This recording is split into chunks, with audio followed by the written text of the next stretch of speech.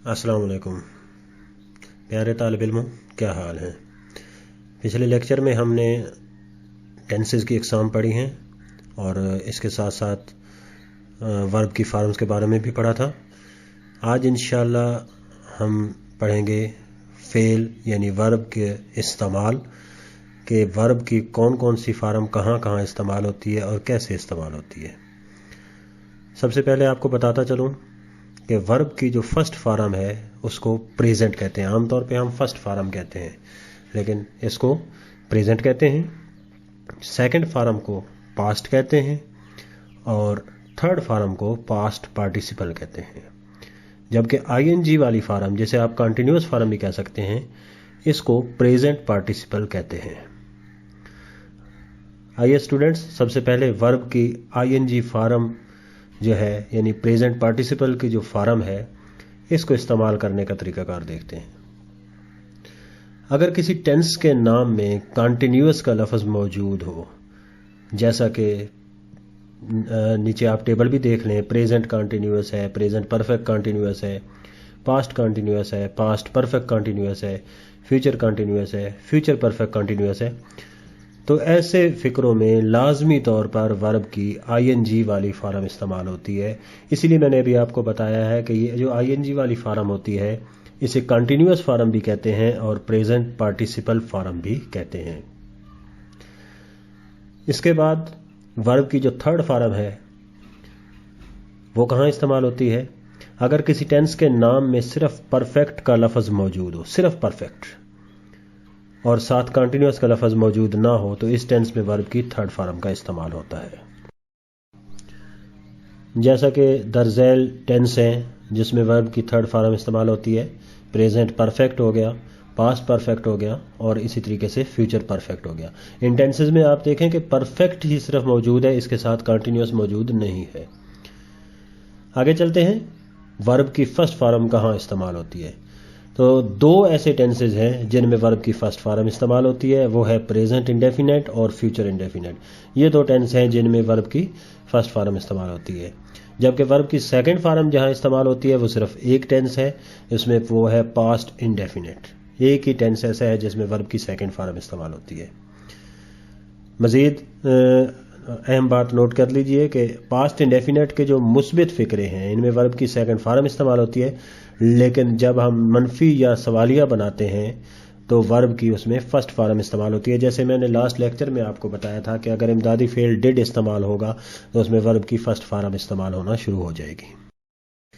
Students, अब जो topic हमारा है वो है तर्जमा करने का आसान तरीका, यानी अंग्रेज़ी तर्जमा करने के लिए जो सबसे आसान तरीका है वो कौन सा है। सबसे पहले हमने ऊपर एक कुलिया दिया हुआ है, इस कुलिया को गौर से देखें।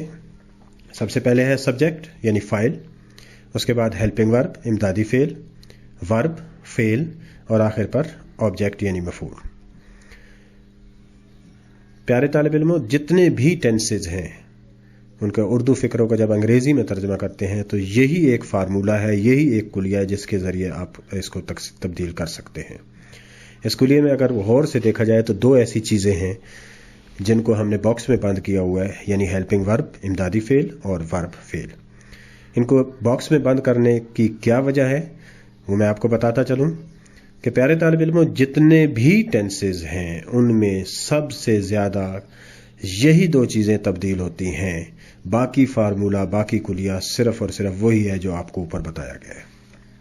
यानी हर टेंस में इस्तेमाल होने वाला हेल्पिंग वर्ब और वर्ब की जो फार्म है वो मुख्तलिफ होती है।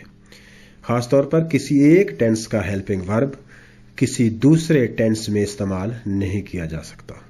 और अगर आपको हर टेंस में इस्तेमाल होने वाले इमदादी फेल और वर्ब की फार्म अच्छी तरह याद हो तो आप मुदर्जा बाला कुलिया के तहत किसी भी टेंस के उर्दू फ़िक्रों को अंग्रेज़ी में बआसानी तर्जमा कर सकते हैं।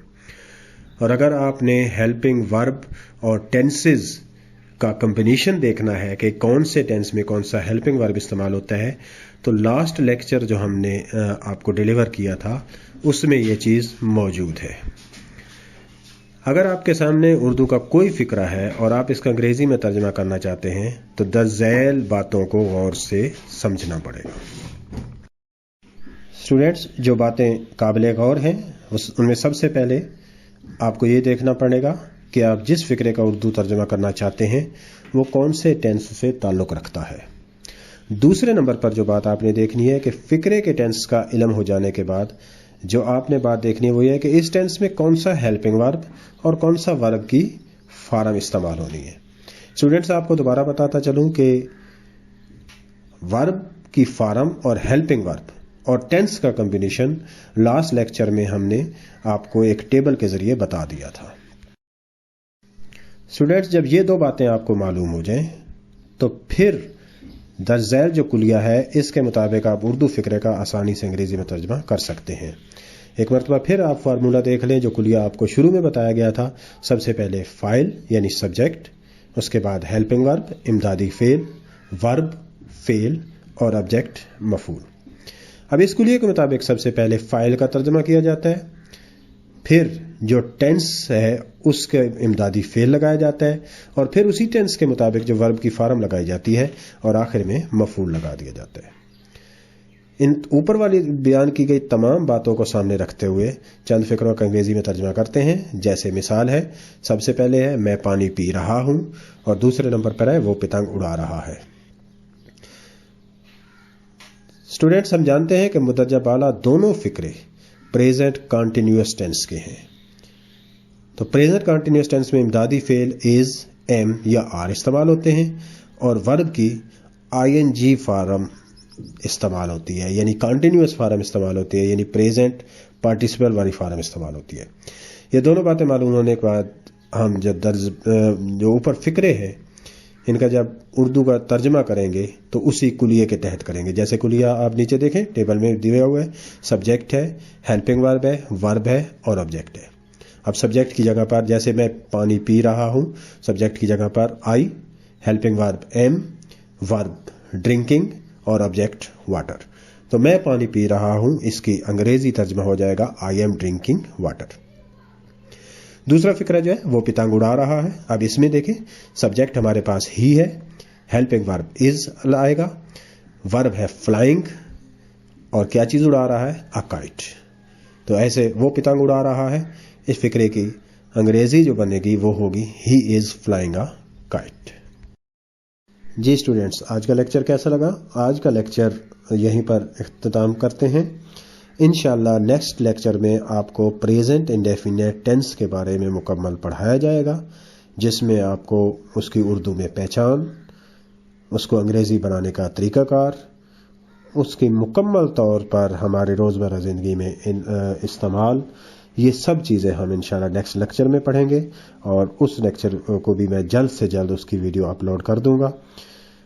دعاؤں میں یاد رکھیے گا اور ہمارے چینل کو سبسکرائب کر دیں تاکہ نئے جتنے بھی لیکچر ہوں وہ آپ تک جلد سے جلد پہنچ جائیں۔ شکریہ۔